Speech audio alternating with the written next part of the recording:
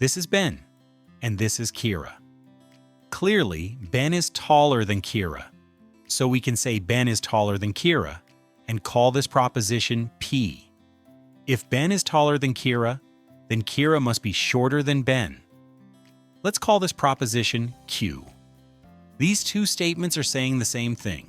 In logic, we say these two statements are logically equivalent. Two statements are logically equivalent if they mean the same thing, even though different words are used. Mathematically, we can express this relationship between the two statements P and Q by writing P equals Q, which means P and Q are logically equivalent. Note logical equivalence is denoted by the triple bar symbol. One of the most common examples of logical equivalence is the double negative in language or mathematics. For example, saying something is not illegal is the same as saying it is legal. In numbers, we know that minus 4 equals positive 4. The double negative cancels out, leaving us with the original meaning. But how do we prove statements are logically equivalent? We use truth tables. A truth table lists all possible truth values for statements. So we list out all possible truth values for each statement and then compare the results. If two statements have the same truth value in every case, they are logically equivalent. Here's the truth table for P and double negation P. Notice how the truth values are exactly the same in each row. This means that P and not P are logically equivalent. Now let's move to another important concept. Conditional statements are logically equivalent to their contrapositive. Suppose we start with, if a shape is a rectangle, then it is a quadrilateral. Represented as P imply Q. The contrapositive flips and negates both parts, so we get not Q imply not P, which reads if a shape is not a quadrilateral, then it is not a rectangle. The conditional and its contrapositive mean the same thing conceptually.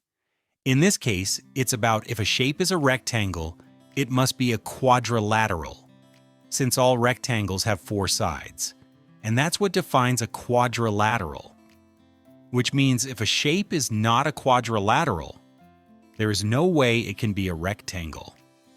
And that's what the contrapositive is saying. And here's the proof. The truth tables for P implies Q, and not Q implies not P are identical, which means the conditional and its contrapositive are logically equivalent. What about the inverse and the converse? The inverse of a conditional statement is formed by negating both the hypothesis and the conclusion, while keeping the original order. So it would be not P imply not Q. In this case, it would read, if a shape is not a rectangle, then it is not a quadrilateral. The converse of a conditional statement is formed by switching the hypothesis and conclusion.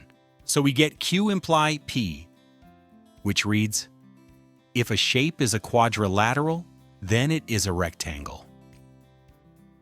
While the inverse and the converse may sound similar, their truth tables do not always match the original statement. Here is a table showing the truth values of all of them. Notice that the truth values of the inverse and the converse are the same, but they differ from those of the conditional and the contrapositive.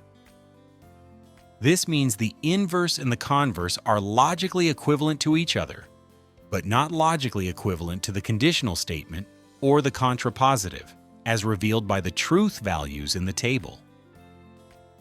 Pause the video and try this one. Prove that the negation of P or Q is logically equivalent to not P and not Q. Here is our solution. Notice that the negation of P or Q has the same truth values as not P and not Q. Hence, they are logically equivalent. Thanks for watching. Don't forget to like, share, and subscribe to Adobe Math Lab. Keep thinking logically. See you soon.